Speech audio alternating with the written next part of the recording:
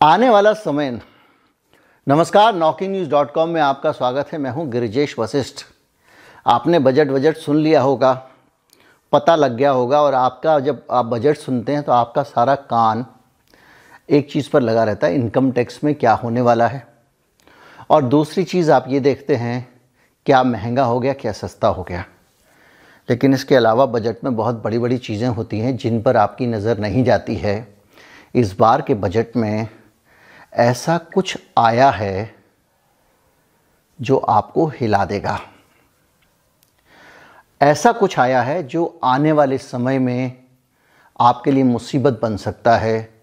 शायद आप नोटबंदी भूल जाएं, शायद आप CAA भी भूल जाएं, शायद आप किसी दफ्तर के बाहर लाइन में खड़े हों, जिसे कहेंगे लैंड टाइटल अथॉरिटी।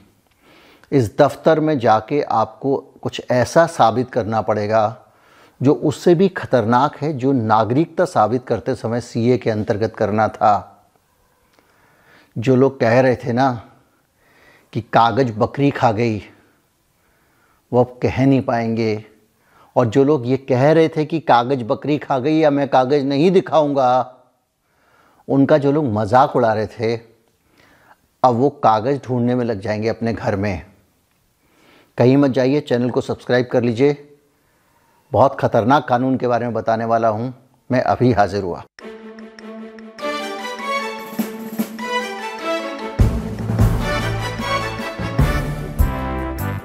आपने एक लाइन सुनी होगी बजट में, हमारी वित्त मंत्री जी, वही वाली वित्त मंत्री जो एक गैरकानूनी काम के ऊपर टैक्स लगा देती हैं और कहती हैं नहीं, हमने अभी इसको लीगलाइज नहीं किया है। क्रिप्टो करेंसी पर टैक्स लग गया है लेकिन वो लीगल नहीं हुई है। ये कैसे चमत्कार हुआ है भगवान जाने।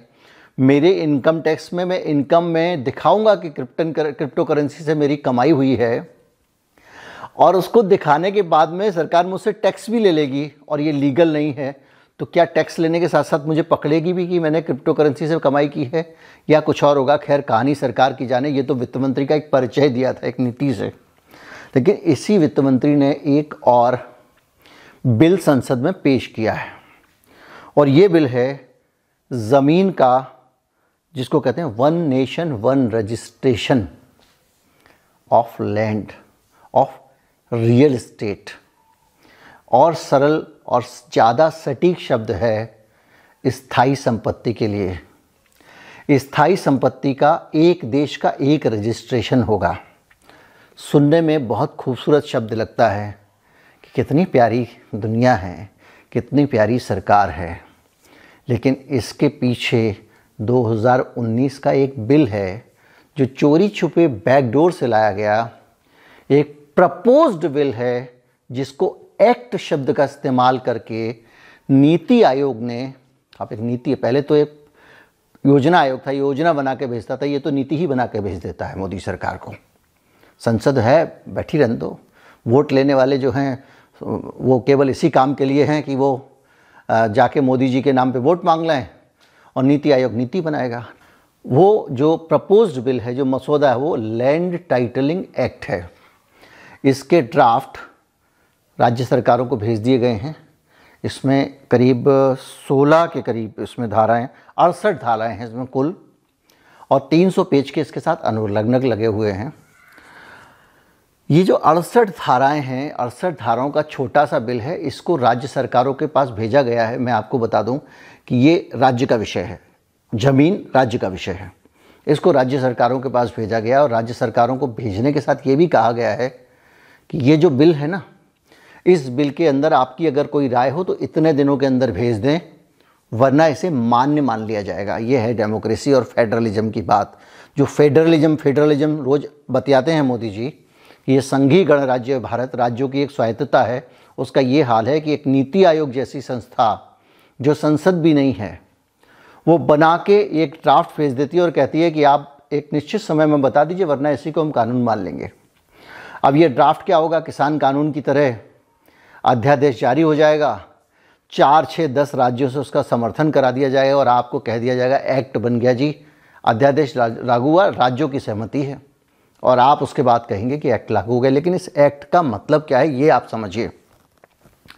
समझने की चीज़ है कि ये जो एक्ट है ये आपके साथ क्या करेगा, इसका आपका मतलब क्या होगा। इस एक्ट का जो पर्पज़ है वो ये है कि आपकी जितनी भी रजिस्ट्री हैं, जितना भी सामान है, जितना भी आपकी स्थायी संपत्ति है, उस सारी की भूमि है, आपकी भूखंड है, आपका फ्लैट है, मकान है, झोपड़ा है, उस सब को अब डिजिटाइज किया जाएगा, यानी कंप्यूटर में डाला जाएगा। आपका खसरा नंबर क्या है, खतौनी नंबर क्या है, ये सब गायब हो जाएगा।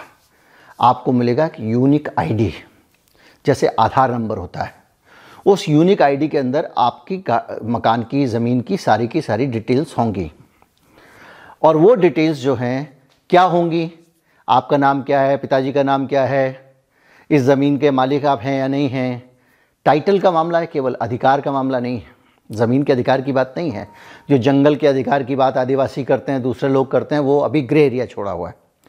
अब वो ज़मीन आपके नाम से रजिस्टर होगी, उसमें तो आपको क्या लगता है, सरकार अपने आप रजिस्टर कर लेगी? मेरा अगर फ्लैट है, आपका फ्लैट है, आपका मकान है, सरकार अपने आप डाल देगी इनके नाम पे है, और उस एक्यूरेसी के साथ डाल देगी जो नाम आपका है, आपके पिता का नाम है, स्पेलिंग की गलती नहीं करेगी, जैसे आधार कार्ड, वोटर आई कार्ड में करती है।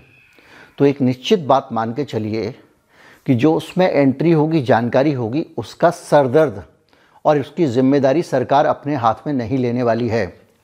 सरकार कहेगी आप आइए, अपने कागज़ पेश कीजिए, और आपका ये 2023 के अंत तक कह रहे हैं कि हम इसको लागू कर देंगे।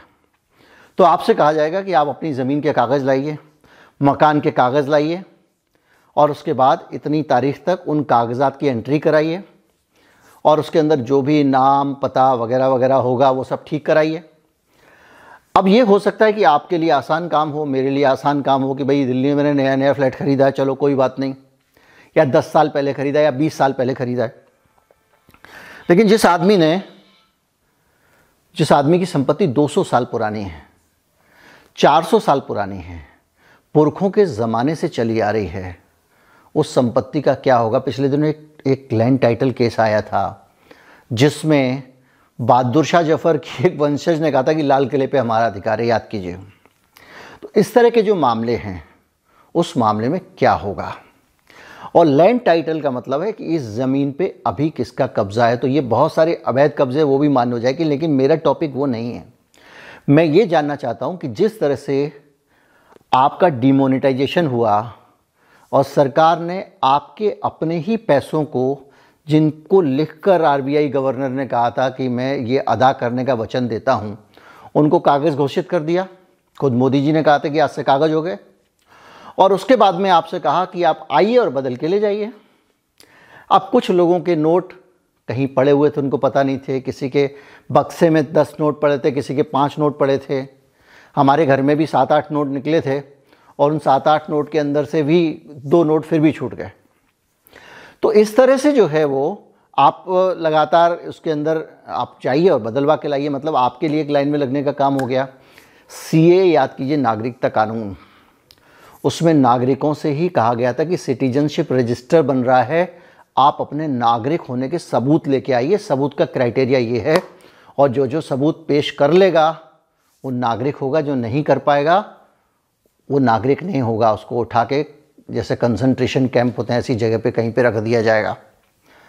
उनके अधिकार भी भारत के नागरिक वाले नहीं होंगे। तो आपकी जो ज़मीन है, भू संपदा है, आपका प्लॉट है, आपका मकान है, उसके कागज़ पत्र ले जाकर आपको ही एंट्री करानी पड़ेगी। वो ऐसा नहीं होगा अपने आप अपने डिपार्टमेंट से एंट्री कर लेंगे, आपको ही एंट्री करानी पड़ेगी, और वो एक तरह की डिजिटल रजिस्ट्री होगी। और उस पूरी प्रक्रिया में आपको सावधान रहना पड़ेगा कि आप आपका मकान, ये सब चीज़ें आप ठीक से साबित करके आएँ। जाति नहीं लिखी तो जाति प्रमाण पत्र में दिक्कत आएगी। तो ये बहुत सारी एक नई समस्या, एक नया डिमोनेटाइजेशन ज़मीन का आपके सर पे आके खड़ा हो गया है। इस कानून में आपकी अपनी संपत्ति एक ही मिनट में आपकी नहीं रहेगी, और आपको साबित करना पड़ेगा कि ये आपकी है, और वो साबित करके जब आप रिकॉर्ड की एंट्री करा के आएंगे तभी वो आपकी होगी। जो लोग के कागज़ खो गए हैं, बकरी खा गई है, आग में जल गए हैं, लोग कहते थे चलो आराम से रहते हैं, या किसी एक आदमी के 6 बच्चे थे, उनके बीच में बंटवारा फॉर्मली नहीं हुआ है। पिताजी ने कहा मिल के रहो, वो 6 बच्चे भी रह रहे हैं, उनके बच्चे भी रह रहे हैं, संयुक्त परिवार है। अब उस मकान का टाइटल किसके नाम से हो? अब दिवंगत दादा के नाम से हो नहीं सकता, इन भाइयों में किसके नाम से हो? तो अब ये नया झगड़ा शुरू हो जाएगा, इसी में लगे रहेंगे। दूसरी बात ये कि इस एक्ट में कचहरी को बाहर कर दिया गया है। अभी तक आप कचहरी जाते थे, आप रजिस्ट्रार ऑफिस जाते थे, वो सब खत्म हो गया। रजिस्ट्रार बैठ के मक्खी मारेगा और कचहरियों का काम भी खत्म, वकीलों का काम भी खत्म। होगा क्या कि आपके सामने एक हायरार्की होगी जिसमें एक लैंड एक्विजिशन अधिकारी होगा, एक लैंड डिस्प्यूट अफसर होगा। तो क्या होगा कि जब आप जाएंगे लैंड टाइटल अधिकारी के पास में, लैंड टाइटल अथॉरिटी होगी पहले एक हर स्टेट में, उस अथॉरिटी के अंदर एक अधिकारी होगा, फिर आप उस अधिकारी के पास जाइएगा और अपना मकान वहाँ पे रजिस्टर करा के आइएगा। आसानी से रजिस्टर होगा नहीं होगा, संपत्ति का मामला है, लाखों करोड़ों का मामला है, टेबल के नीचे से होगा, ऊपर से होगा, कोई नहीं जानता। तो वहाँ आप जाएंगे, जब आप रजिस्ट्रेशन कराने के लिए पहुँचेंगे तो वो जो अधिकारी होगा उसकी अपनी जो शर्तें हैं वो तो होंगी ही। अगर मान लीजिए किसी की फाइल उसने टेबल के नीचे से पकड़ ली तो आप चक्कर लगाइए और लैंड डिस्प्यूट अफसर के पास जाइए। टाइटल डिस्प्यूट अफसर उसका नाम होगा, माफ़ कीजिएगा, और टाइटल ही इसमें इस्तेमाल होगा, लैंड वैंड का इस्तेमाल नहीं होगा, टाइटल शब्द इस्तेमाल होगा। तो आपका जो टाइटल अफसर होगा, टाइटल डिस्प्यूट अफसर के पास जाइए। अब वहाँ भी सुनवाई नहीं होती है, वहाँ पे भी किसी ने टेबल के नीचे से राम राम कर दिया, तो फिर एक ट्रिब्यूनल होता है, ट्रिब्यूनल बनाया जाएगा जो टाइटल डिस्प्यूट ट्रिब्यूनल होगा, एक तरह की कोर्ट होगी। उस कोर्ट में आप जाइए और उस कोर्ट के ऊपर आप अपील नहीं कर सकते हैं, जैसा कि कृषि कानून में था कि जो कुछ फैसला होगा एसडीएम के लेवल पे हो जाएगा, कृषि कानून के विवाद ऊपर नहीं जाएंगे। जैसे बैकडोर से कृषि कानून में जमाखोरी की इजाज़त दे दी गई थी और जो कृषि उपज को जमा करने पे जो रोक थी उसको हटा लिया गया था, उसी तरह से इस एक्ट में भी कर दिया गया है। अब इसका एक और कानूनी पहलू समझिए। अभी आपकी ज़मीन अगर सरकार अधिकृत करती है तो उसकी एक प्रक्रिया है, एक ऐलान करना पड़ेगा। उसके बाद में क्या होगा कि एक आपका केवल यूनिक आईडी ही तो है, उसको यूनिक आईडी के अंदर ज़मीन के मालिक का नाम ही तो बदलना है सरकार को। तो ये प्रक्रिया एक तरह से सरल होगी, लेकिन दूसरी तरफ से जो मैं हमेशा हर चीज़ पे कंसर्न रेज करता हूँ, सवाल उठाता हूँ, स्टेट की पावर बहुत बढ़ जाएगी। स्टेट की आपकी अपनी संपत्ति में दखल बहुत ज़्यादा बढ़ जाएगा। और ये भी मुमकिन है, जैसा कि हमने बहुत सारे देशों केसेस में देखा, कि आप ज़्यादा बागी हो रहे हैं। आप हांगकांग की क्रांति के बारे में वीडियो बना चुका हूँ कि किस तरह से वहाँ की चीनी सरकार दमनकारी नीति अपना रही है और वहाँ के क्रांतिकारियों को दमन किया जा रहा है जो जायज़ मांग उठा रहे हैं। कल के दिन भारत में कोई बहुत जालिम और घटिया सरकार आ जाए और वो तानाशाही अपनाए और आप उसके खिलाफ आवाज़ उठाएं, तो सरकार को 2 मिनट लगेगा आपकी संपत्ति जब्त करते हुए, क्योंकि सरकार के पास ताकत है। रुपये होगा, सरकार को 2 मिनट लगेगा आपके रुपए को रद्द करते हुए, सरकार के पास ताकत है। आप सारी ताकत जो है वो धीरे धीरे करके सरकार के हाथ में केंद्रित होती जा रही है। और इस तरह की चीज़ों को लेकर मैं कई तरह के वीडियो बना चुका हूँ और वो सब आप देखते रहे हैं। जिन्होंने नहीं देखे हो वो इसमें ढूंढ सकते हैं, आपको मेरे चैनल पे मिल जाएंगे। तो जो स्टेट है वो अपनी अथॉरिटी बढ़ा रही है, स्टेट अपनी पावर बढ़ा रही है। और स्थिति ये है कि पहले आपका नोट आपका नहीं था, फिर आपके नागरिक होने पर सवाल खड़े हो गए, और अब स्थिति ये है कि आप अपनी संपत्ति के मालिक हैं, ये भी आपको साबित ही करना पड़ेगा। देखने में बहुत सिंपल और सादा है कि आपकी संपत्ति कौन ले रहा है, लेकिन दूसरी तरफ से आपकी संपत्ति आपकी है और आपकी एक झटके में नहीं रहेगी जब तक कि आप साबित ना कर दें कि वो आपकी है। ये अपने आप में बड़ी बात है। उम्मीद करता हूँ वीडियो आपको समझ में आया होगा, अच्छा लगा होगा। अगर अच्छा लगा हो और आप हमारे चैनल को सपोर्ट करना चाहते हैं तो हमारा यूपीआई एड्रेस जो है वो डिस्क्रिप्शन में, उसके ज़रिए आप भुगतान कर सकते हैं। आप इस वीडियो को शेयर ज़रूर करें ताकि ज़्यादा लोगों को मालूम पड़े। इसकी कवरेज कहीं आ नहीं रही है, जहाँ आ भी रही है वो बड़ी सरकारी तरीके से आ रही है और बड़ी तारीफ़ करते हुए आ रही है। तो ये पहलू जो है लोगों तक पहुंचना ज़रूरी है, क्योंकि ये कभी भी एक्ट बन जाएगा, उसके बाद हम मिडिल क्लास लोग हैं, हम किसान नहीं हैं जो जिसके पास ताकत थी जो सड़कों पे लड़ लिया। इसलिए जन जागरण ज़रूरी है। नमस्कार, जय हिंद।